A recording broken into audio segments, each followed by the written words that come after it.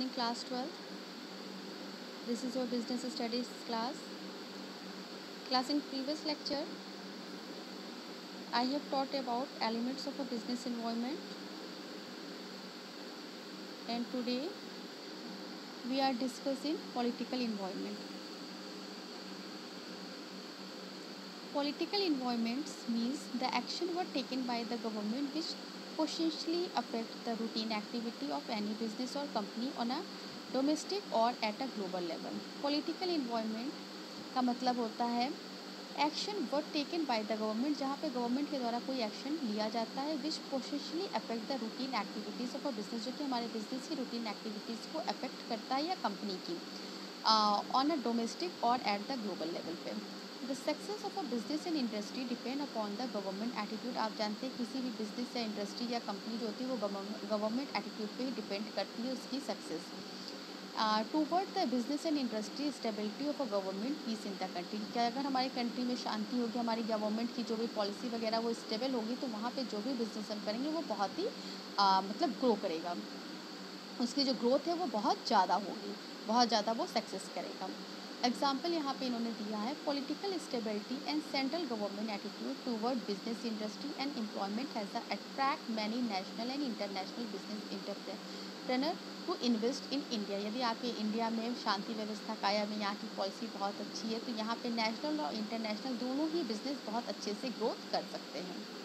इसके बाद आता है लीगल इन्वॉल्वमेंट, मतलब कि जो लीगल कानून से रिलेटेड इन्वॉल्वमेंट होता है. Legal involvement refer various law pass by the government authorities. जो government authorities court judgments as well as the decision render by the various central state and local government. जो भी हमारे central state और local governments होते हैं उनके द्वारा जो भी लॉ पास होते हैं उनके द्वारा हम लीगल इन्वॉल्वमेंट को इस्टेब्लिश करते हैं. इन अदर वर्ड्स, दूसरे शब्दों में कह सकते हैं legal involvement refer to the framework of a law. ये एक फ्रेमवर्क है लॉ का and various legislation within which the business transaction are to take a place. Understanding of a legal knowledge is a pre require for the smooth functioning of a business and industry.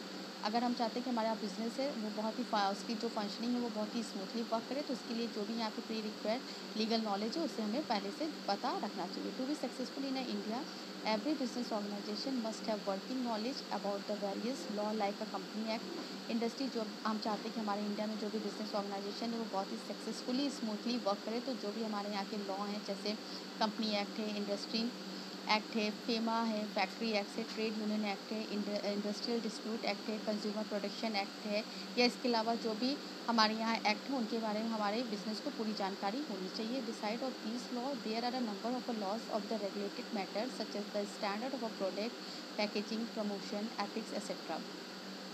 For example, in India, packaging of a cigarette must be carry the statutory warning cigarette smoking is injurious to the earth. अब यहाँ से हमारे India की जो cigarette की जब packing होती है तो उस पर ये एक वार्निंग लिख दी जाती है कि cigarette smoking is injurious to the health. Example labour law follow by the company help them to the keep away from penalties. अब इसके बाद जो आपका नेक्स्ट टॉपिक आता है वो है न्यू इंडस्ट्रियल पॉलिसी या new economics policy. There are three major components और elements of a new economic policy. यहाँ पे हमारी जो न्यू इकोनॉमिक्स पॉलिसी है इसमें तीन मेजर कंपोनेंट्स दिए गए हैं, जिसमें फर्स्ट है लिबरलाइजेशन, उदारीकरण, प्राइवेटाइजेशन एंड ग्लोबलाइजेशन. इसमें फर्स्ट जो है वो है लिबरलाइजेशन. इट्स मीन्स उदारीकरण.